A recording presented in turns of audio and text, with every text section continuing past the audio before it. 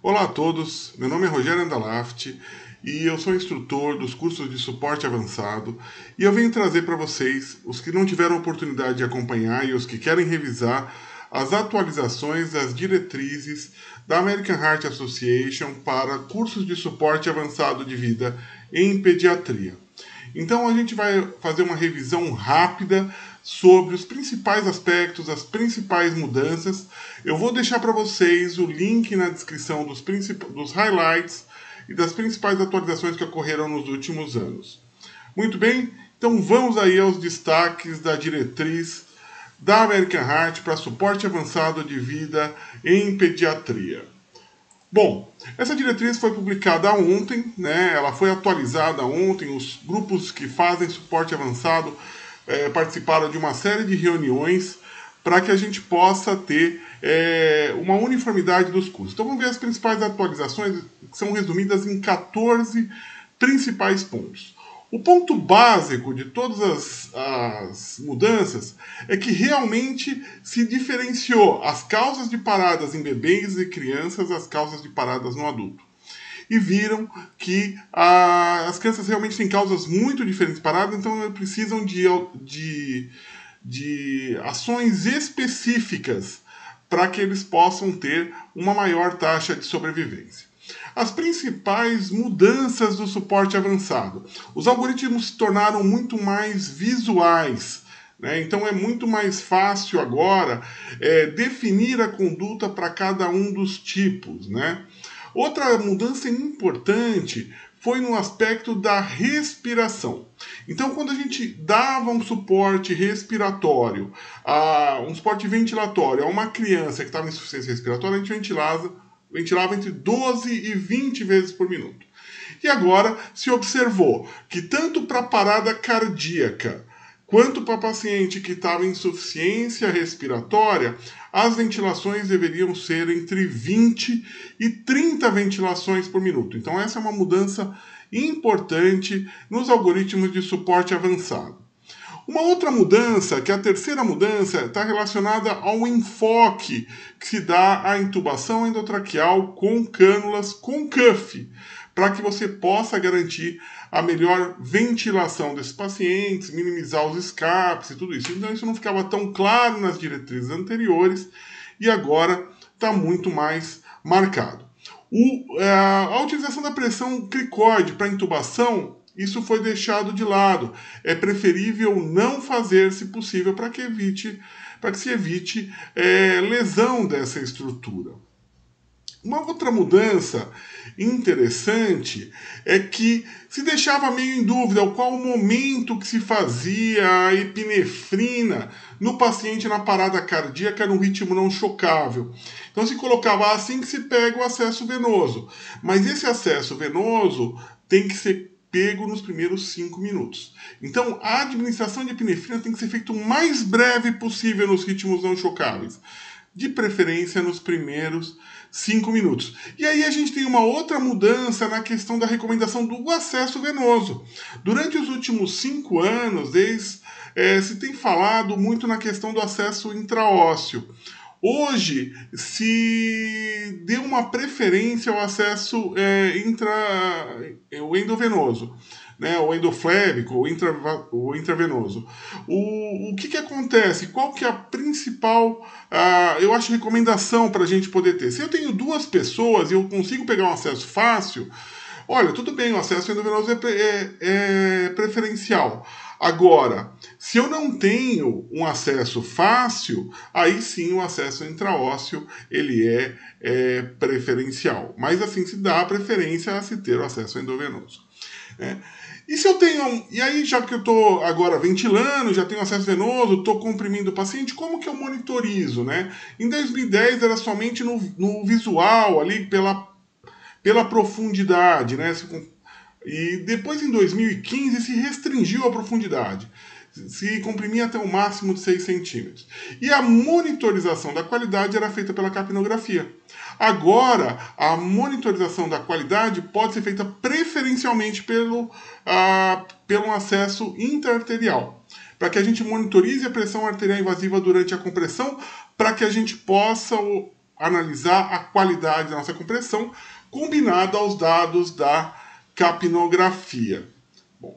Uma vez que o paciente retorna à circulação espontânea, se tem todo um cuidado com a questão da temperatura e se incorporou a monitorização neurofisiológica para garantir que esse paciente não apresente crises convulsivas, para que o prognóstico desse paciente seja melhor. E aí, quando esse paciente sai da parada, se começa todo um processo de reabilitação. E vocês vão ver que na cadeia de sobrevivência pediátrica se colocou um último item, que é a questão da reabilitação, não só física, como psicossocial e cognitiva desse paciente ou dessa família que teve o seu ente querido envolvido num quadro de parada cardíaca. E no suporte avançado, naqueles pacientes que ainda não tiveram a parada cardíaca, quais são as principais recomendações, as principais mudanças? No choque distributivo, como a gente já vinha falando nos cursos de suporte avançado, a não utilização da dopamina, preferencialmente a utilização da epinefrina ou da norepinefrina, a titulação do volume, sempre a gente começava a falar, principalmente lá no Instituto Antipazanese, nos cursos de suporte, para começar com 10 ml por quilo, quando você não tem muita noção de que tipo de choque que é. Isso se tornou uma recomendação, volume no choque mesmo distributivo entre 10 e 20 ml por quilo, e se reavaliando a cada passo, vendo a frequência cardíaca, o pulso, a pressão, a perfusão, a oximetria, a ausculta pulmonar e cardíaca, para se decidir dar novo volume. E também se teve agora uma noção muito mais clara da utilização dos concentrados, dos derivados sanguíneos para os pacientes que possam ser acometidos por um componente hemorrágico.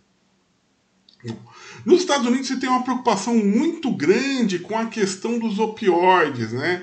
Então o reconhecimento da overdose por opioides é uma responsabilidade dos socorristas americanos. Aqui no Brasil a gente não tem tanta intoxicação por opioide por conta da necessidade de receita para se utilizar e uma disponibilidade menor da medicação, mas para eles é um ponto muito importante e vocês vão ver que vão ter algoritmos específicos para a parada de opioide nessa nova diretriz. Uma outra mudança no suporte avançado pediátrico foi o enfoque a grupos específicos, que já havia sido comentado em 2018, com algoritmos específicos para pacientes cardiopatas.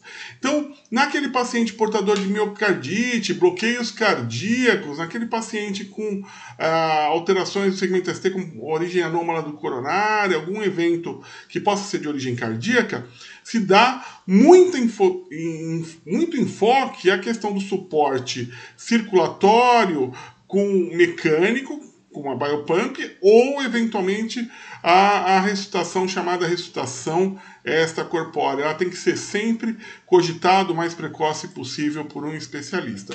O mesmo aconteceu para pacientes que tenham doenças congênitas, como, por exemplo, nos primeiros estágios de uma correção paliativa univentricular, no momento que você está fazendo, por exemplo, um noro de uma hipoplasia do coração esquerdo, ou quando você já está na fase de hemicavo pulmonar, que é chamada de cirurgia de Glenn, ou mesmo no cavo pulmonar total, né, a cirurgia desenvolvida pelo Dr. Fontana. Então, a gente tem que entender que essas crianças, esses adolescentes, eles precisam de uma abordagem mais específica. O último enfoque diferente que vai ser incorporado aí nos cursos tal, é o manejo da hipertensão pulmonar. A utilização do óxido nítrico, as prostaciclinas, a hiperventilação para manutenção de uma certa alcalemia, sedação mais efetiva, são dados que vão ser incorporados nesses novos cursos de suporte. A gente tem que estar preparado para isso. Então aqui um exemplo, como houve uma mudança da cadeia de sobrevivência, tanto no intra-hospitalar como no extra-hospitalar, a incorporação dos fatores de recuperação, a reabilitação não só física, como cognitiva e psicossocial. E nesse quesito ganha importância a questão das monitorizações neurofisiológicas. Bom, o algoritmo de parada pediátrica, o que mudou? Observe que no braço, no lado direito do visor de vocês, a gente tem a questão da epinefrina já bem marcada para ser administrada imediatamente.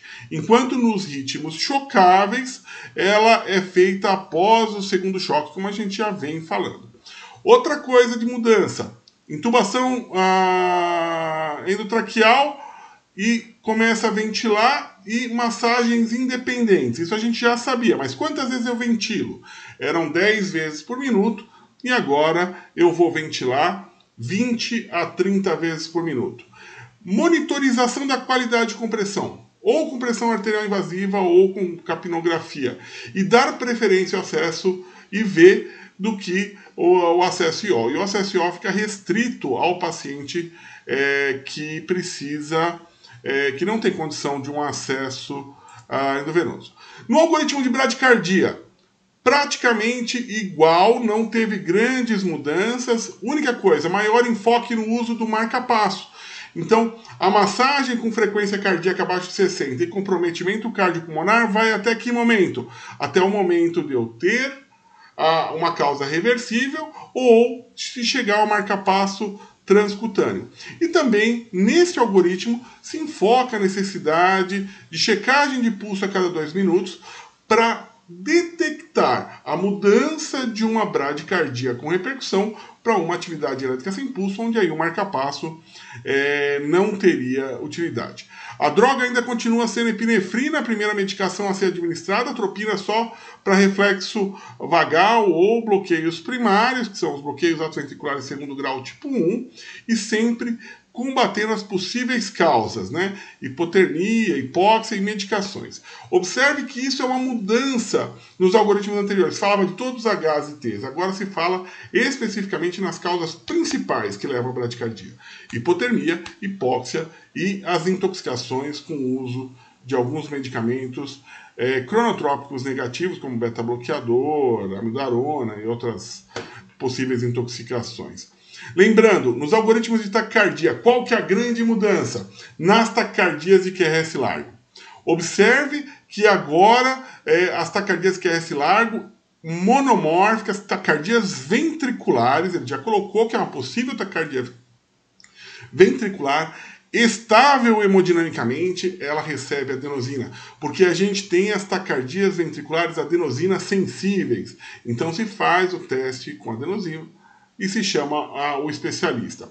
Na taquicardia supra, esse algoritmo ficou muito mais claro que ela determina a presença da repercussão hemodinâmica ou não, e observe que mesmo quando se há repercussão hemodinâmica, a adenosina pode ser feita, desde que ela não atrase a cardioversão elétrica. Isso ficava implícito nos algoritmos anteriores e agora está muito claro que deve ser feito a questão da adenosina. E se o acesso IV ou IO não estiver disponível, ou se a adenosina não for eficaz, então se eu tiver um atraso ali nesse processo, aí sim eu procedo à cardioversão elétrica sincronizada. Importante que nessa nova abordagem da diretriz 2020, a gente vai ter muito cuidado com os cuidados pós-PCR, a oxigenação, a monitorização hemodinâmica e o controle de temperatura, que a gente já realizava, veio incorporado a questão do neuromonitoramento. E esse neuromonitoramento justamente para tentar definir o prognóstico e minimizar as lesões cerebrais. O prognóstico também passa a ser um fator importante, né? Sempre que você vai dar o prognóstico, tentar se apoiar em múltiplas modalidades, né? Tanto avaliações clínicas como monitorizações neurofisiológicas. Lembrando que o eletroencefalograma tem que ser realizado ali no período de 7 dias após a parada, mas os fatores prognósticos já começam a ser determinados após 72 horas, desde que o paciente esteja normotérmico. Essas recomendações que eu estou mostrando na tela para vocês são as recomendações de avaliação de neuroprognóstico multimodal em pacientes adultos, mas observe que a determinação do prognóstico é multimodal e após as 72 horas. Então, essa monitorização neurofisiológica foi incorporada, chegou e vai ficar nas grandes unidades de terapia intensiva, e as menores vão ter que se adaptar a essa preocupação para minimizar os quadros de sequela. A gente tem que entender que existem um número muito grande de paradas cardíacas em bebês e crianças. No Brasil é mais ou menos semelhante, e que, apesar de todo o trabalho, a recuperação dessas paradas cardíacas não tem sido satisfatória. Precisa de um número maior de pessoas treinadas.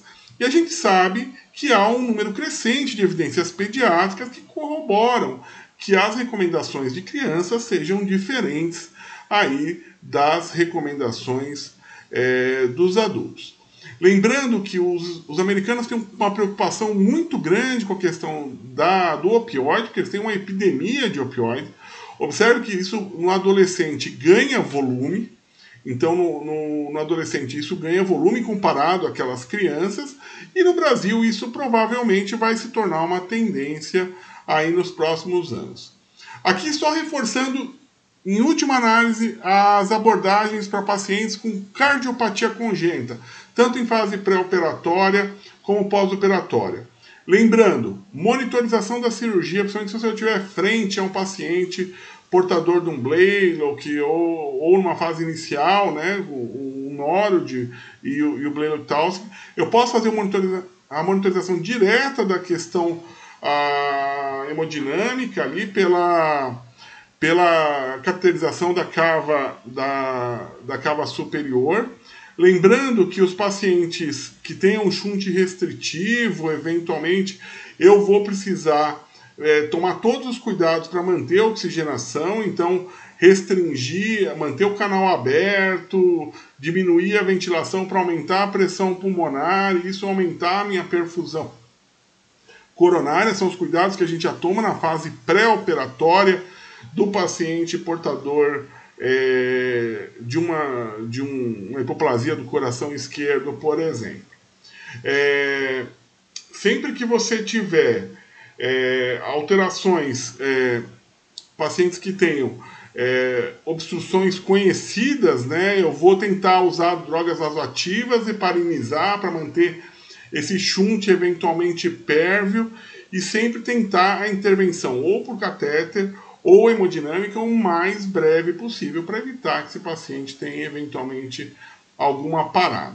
Lembrando que nesses pacientes portadores que estão na fase de hipoplasia do coração esquerdo, na fase inicial, a gente manter uma hipoventilação, manter a resistência pulmonar alta, manter um pouquinho de vasoconstrição periférica, dilatar um pouquinho as coronárias, são elementos que vão manter a perfusão miocárdica para esse paciente. Mas para você ventilar esse paciente de forma adequada, ele não pode ter dor, ele tem que estar bem sedado e com bloqueio neuromuscular.